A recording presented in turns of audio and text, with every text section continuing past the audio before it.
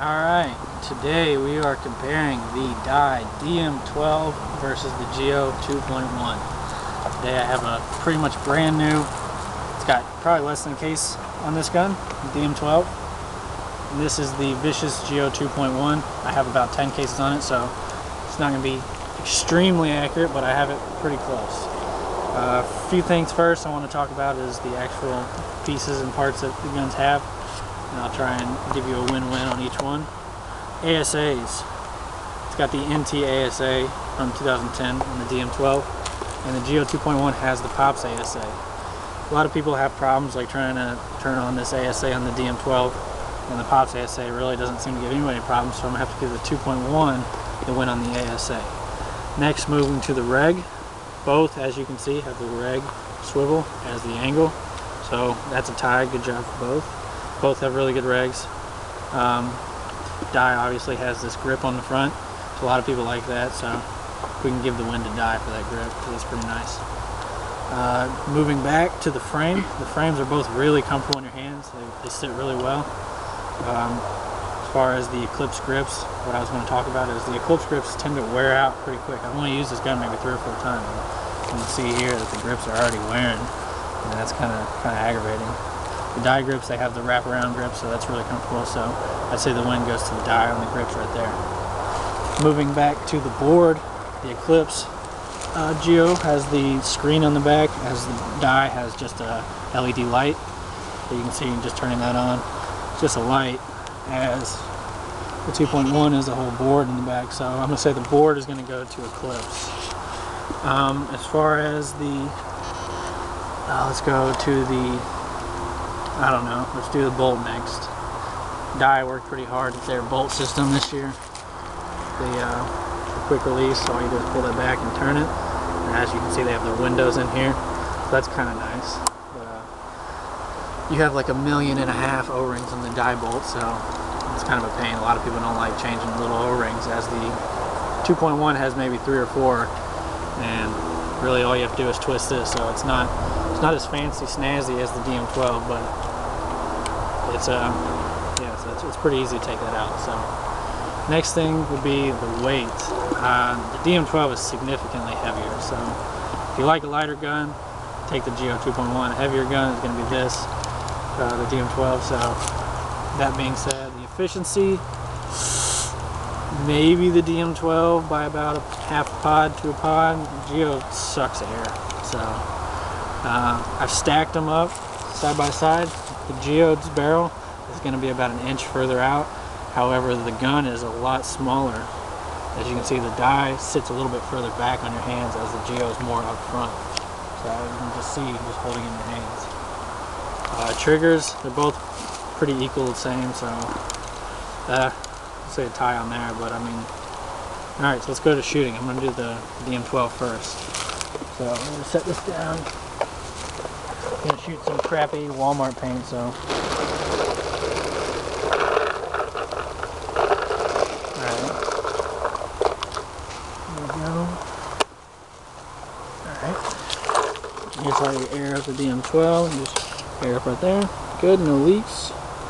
Alright, turn it on, turn the hopper on. Alright, and I've already pre-chromed this a little bit. Taking a little bit of criticism from the other one. I'm going to try and get it as close as possible. So, alright, 295, 295, 299, 303, 386, 300, 340. Alright, so we're in the upper 290s to 300. Go right there, 203, so. Alright, and here's the DM12.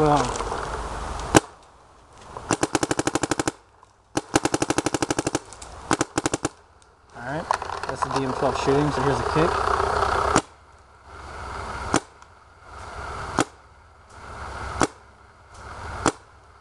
It shoots really similar to almost any other DM. However, it is pretty comfortable. It's a little heavier, so I think they're trying to go off of maybe a DM7-8 style. It's a little bit heavier, but it shoots a lot smoother. Now we're going to move to the Geo2.1. Geo2.1 is what I'm currently using, so I'm trying to give you a general perspective on what I think is actually better than what I'm using. So here we go. I'm going to do the Geo.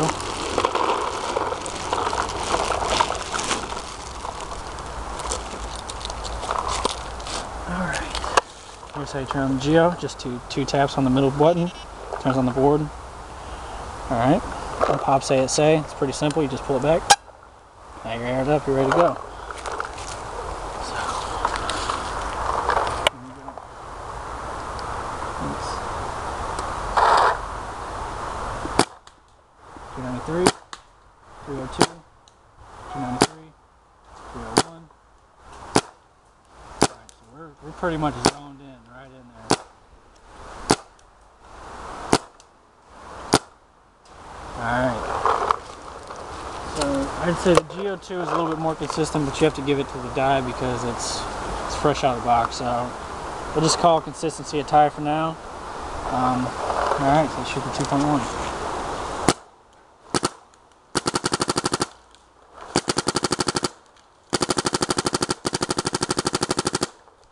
A little louder than the DM12, as you may be able to tell, but it's a hell of a lot lighter. So I don't know if you can stand a little bit louder, it'd be a lot lighter. I would say it's a good pound lighter just with the tank and the hopper on it.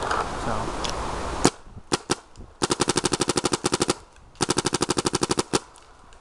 Alright. Oh shit, hold on, I gotta get a kick.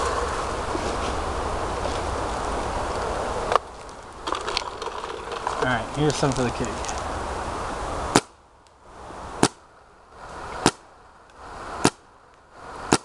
Walmart stuff shoots better than the shitty 2-star I was shooting last weekend. Alright, that's the kick on the 2.1. They both have virtually no kick, as they are two of the top high-end markers nowadays. So, going back to comparing them both, the shaft 4-barrel and the UL barrel, you really can't get any better than either of those. So I would say they're really a tie, essentially. The Eclipse comes with 8.9, the DM comes with 8.8. So really right about the same. Both have clamping feed necks. That's good. Eye pipes tend to be a pain in the ass on the DM12, but I don't know. It's nice, I guess. If I had to choose which one to shoot, I really like the Geo. However, the DM12 does shoot a little nicer. Me personally, like smaller guns, lighter guns, because I like to be able to run quick and fast. But I would personally say that the better gun here is the DM12, just because the fact that it is smoother, it is quieter, it is technically shorter. If you look at it like this standpoint, setting the ASA side by side, the barrel goes a little higher. So, I mean, they both are really comfortable. I just personally like a smaller gun, but I would say the DM12 is a better gun. So that is a comparison video, DM12 versus Geo2.1.